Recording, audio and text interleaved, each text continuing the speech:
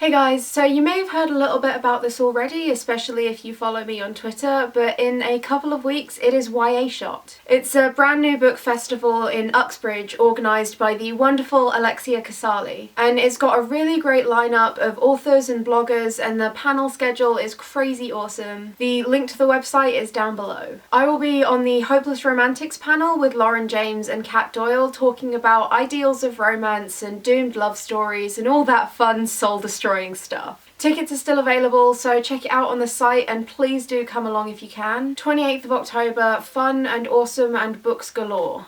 Yeah. As part of the blog tour for YA Shot, I've been invited to make this video for Daphne from Winged Reviews. It's all about my Bookish Firsts, so Daphne sent over some questions which I will answer for you guys now. What is the first book you remember reading? First book I remember reading completely by myself, like without my parents to help me and without it being one of those learn to read books. Although they were great books, gotta love a bit of Spot the Dog. I think is probably The Magic Faraway Tree? I don't know if that's actually the first one, but it sticks out in my mind the most, so I'm gonna go with that. What is the first book you wrote, published or unpublished? Well, obviously my first published book is Take Back the Skies. As for my first unpublished book, not including fan fiction, my NaNoWriMo back in 2008, 2009. So I was like 13 or 14. I wrote this truly, utterly awful book that I called The Soul Amulet. And it was about these vampires that were on this quest for this amulet that would restore their souls before the evil vampires got it. And I think there was a prophecy involved or something, I don't know. It was my first attempt at writing a full novel-length piece of original fiction, and I haven't kept it, and immediately after finishing it I hated it and realised it was terrible. But it's all part of the learning process. What is the first library you borrowed from, and do you remember the first book you borrowed? That would be my school library. At my school we had library time for one English lesson a week, where we'd go to the library as a class and either read quietly by ourselves or do little library related research projects, or all be brought together and be read to and then discuss that book.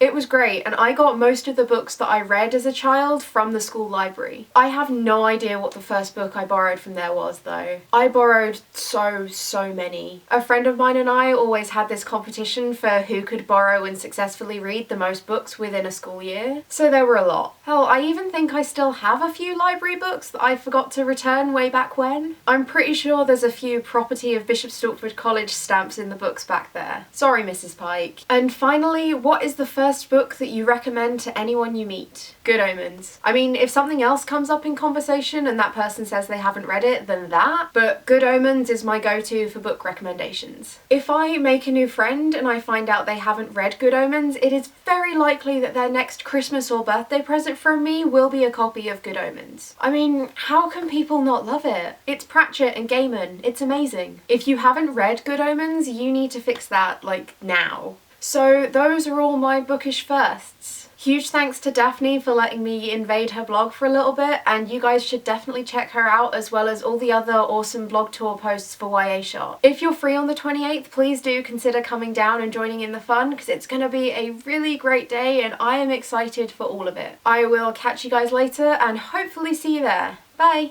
Hey guys, so after my recent video putting the chronic in chronic illness, I was approached by Action for ME about taking part in their campaign for Hidden Faces of ME.